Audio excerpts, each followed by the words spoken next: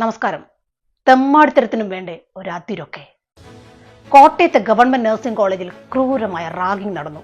ഇതിന് നേതൃത്വം കൊടുത്ത SFIയുടെ പിശാചുക്കളെ ഈ നിമിഷം വരെ പോലീസ് ഒന്ന് നുള്ളി നോവിച്ചിട്ട് പോലുമില്ല. മുകളിൽ നിന്നുള്ള ഓർഡറാണത്രേ.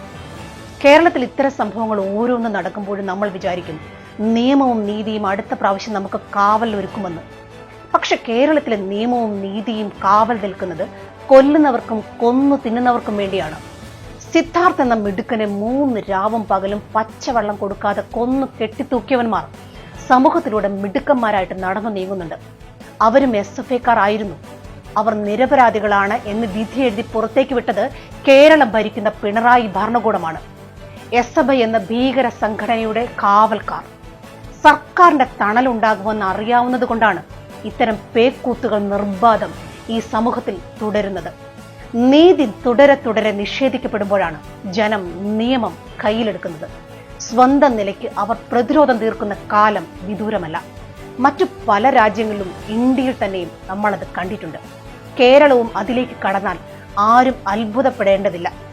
ഭരണകൂടത്തിന് പറ്റുമെങ്കിൽ, നിയമത്തിന് പറ്റുമെങ്കിൽ ഇനിയുള്ള കാലം സൂര്യപ്രകാശം കാണാൻ പോലുമുള്ള അവസരം ഈ പിശാചുക്കൾക്ക് നൽകരുത്. ഇങ്ങനെയുള്ള പിശാചുക്കളെല്ലാം തല്ലുന്നവനും കൊല്ലുന്നവനും പിടിച്ചു പറിക്കുന്നവനും പീഡിപ്പിക്കുന്നവനും എല്ലാം ചെന്ന് കയറുന്നത് ഏത് പ്രസ്ഥാനത്തിലേക്കാണെന്ന് നോക്കൂ. CPM എന്ന ഐഡിയോളജിയുടെ ഭാഗമായാൽ പിന്നെ തല്ലാം, കൊല്ലാം, പിടിച്ചു പറിക്കാം, പീഡിപ്പിക്കാം. അത് കുട്ടിയാണേലും വലുതാണേലും അധ്യാപകനാണെങ്കിലും മന്ത്രിയാണെങ്കിലും ഇതൊക്കെ ചെയ്യാം. TP ചന്ദ്രശേഖരനെ കൊന്ന പ്രതികൾക്ക് 1000 ദിവസത്തിന് മുകളിലാണ് പരോൾ നൽകിയത് എന്ന് പറഞ്ഞാൽ അതിന്റെ അർത്ഥം എന്താണ്? ക്യാമ്പസിൽ നിന്ന് ഉയർന്നു വരുന്ന ഇതുപോലത്തെ പിശാചുക്കൾ TPയെ കൊന്നവരിലേക്കും ശരത്തിനെയും കൃപേഷിനെയും സിദ്ധാർത്ഥിനെയും ഒക്കെ കൊല്ലുന്നവരിലേക്കും വളർന്നുകൊണ്ടിരിക്കുന്നു, അല്ലെങ്കിൽ വളർത്തിക്കൊണ്ടിരിക്കുന്നു എന്നല്ലേ? ഇങ്ങനെയുള്ളവരെയാണ് CPMന് ആവശ്യം. അതിനാണ് അവർ കലാലയങ്ങളിൽ ലഹരി നിറയ്ക്കുന്നത്. കേരളത്തിന്റെ അടുത്ത തലമുറ ഏത് തരത്തിലുള്ളവർ ആകണമെന്ന് CPM തീരുമാനിക്കുന്ന ഒരു പ്രോസസ്സാണ് ഇന്ന് നടന്നുകൊണ്ടിരിക്കുന്നത്.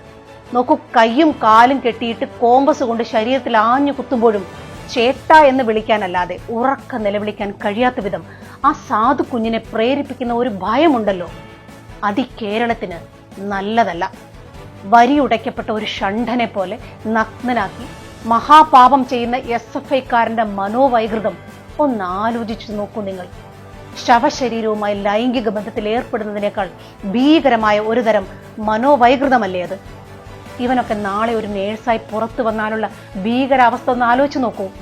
ഇത്രയും കാലം ലേബർ റൂമിൽ പഠനത്തിന്റെ ഭാഗമായി ഇവനൊക്കെ അസിസ്റ്റ് ചെയ്തിട്ടുണ്ടെങ്കിൽ ഇവന്റെയൊക്കെ മനസ്സിലൂടെ കടന്നുപോയിട്ടുള്ള രതിവൈകൃതങ്ങൾ എന്തൊക്കെയായിരിക്കും? ഇനി പുറം ലോകം കാണാൻ പാടില്ല ഇവനെ പോലെയുള്ളവർ. മാതാപിതാക്കളും ശ്രദ്ധിക്കണം സ്വന്തം കുട്ടികളെ. പഠിക്കാൻ വേണ്ടി പറഞ്ഞു വിട്ടാൽ മാത്രം പോരാ. കേരളത്തിലെ ഒരു കുട്ടിയും SFI പോലെയുള്ള ഒരു ഭീകര പ്രസ്ഥാനത്തിൽ അംഗമാകാൻ പോകാൻ നിങ്ങൾ അനുവദിക്കരുത്.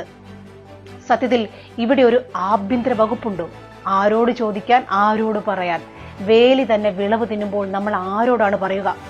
1ാം വർഷ വിദ്യാർത്ഥിയെ ക്രൂരമായി റാഗ് ചെയ്ത നേതാവിന്റെ കയ്യിലിരിക്കുന്ന ബാനർ നോക്കൂ നിങ്ങൾ. ഉറപ്പാണ് LDF എന്ന്. എന്നാൽ ഞാൻ ഉറക്കെ പറയാം, ഉറപ്പാണ് ഇനി LDF പുറത്തേക്കാണ്. അത്രമേൽ ജനം പൊറുതിമുട്ടിക്കഴിഞ്ഞു.